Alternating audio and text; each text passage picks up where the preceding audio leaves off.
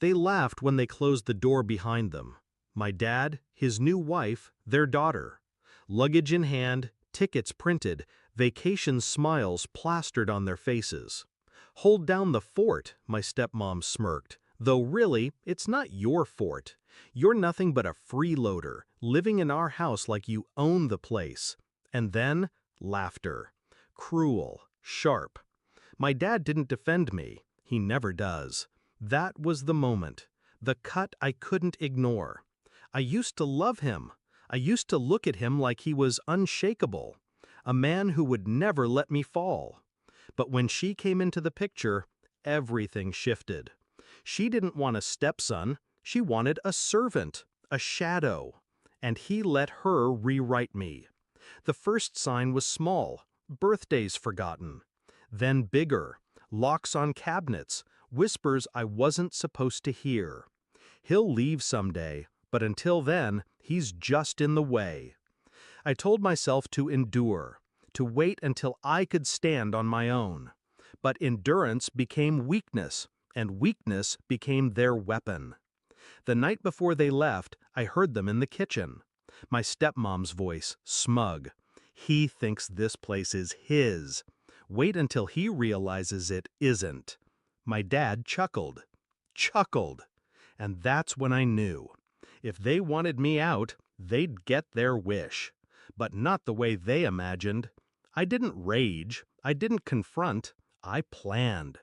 I knew their patterns, where they kept the deed, the safe, the mail, the passwords written in sloppy pen inside kitchen drawers. My father has never been careful. His trust in her blinded him, and their arrogance blinded them both. The house may have been theirs legally, but paper is fragile. Paper can be moved. Paper can be burned.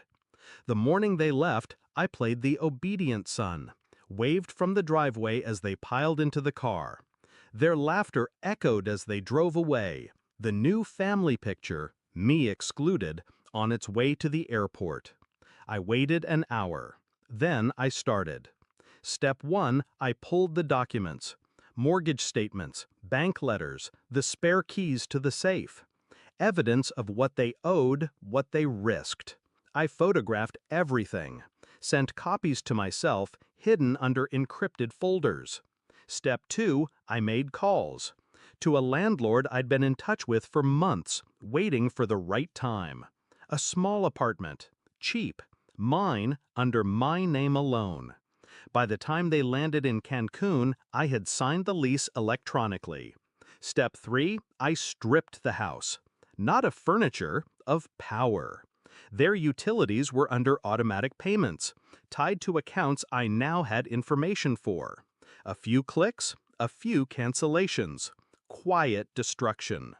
When they returned, there would be no electricity, no water, no internet, nothing but walls.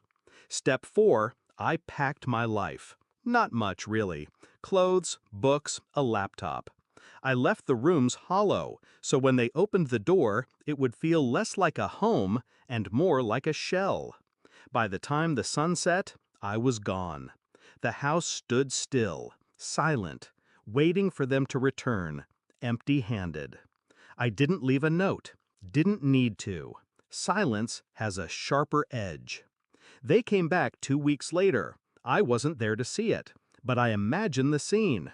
Dragging suitcases across the driveway, laughter fading into confusion when the lights wouldn't turn on, anger when the taps ran dry, panic when the fridge hummed dead. And then the silence. No trace of me. No son waiting at the door. I let them feel it, the void. They had laughed at me, called me a freeloader in the house I helped keep standing, the house where I covered their debts with extra shifts, the house I cleaned, maintained, filled with life while they played family without me. Now the house was theirs, exactly as they wanted. Cold, useless, lifeless. The calls came first, my dad's voice, strained, trying to sound authoritative. "Where are you? What did you do?" Then texts from her, venom disguised as questions. "You think you're smart? You think you won?" I didn't respond, because this isn't about winning. It's about leaving them with what they deserve, each other and nothing else. I live in my own place now, small, quiet, mine.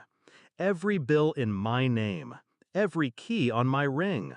No one calling me a freeloader, no one laughing behind my back. They don't visit, they don't invite, they don't even pretend anymore. And that's fine, because here's the truth.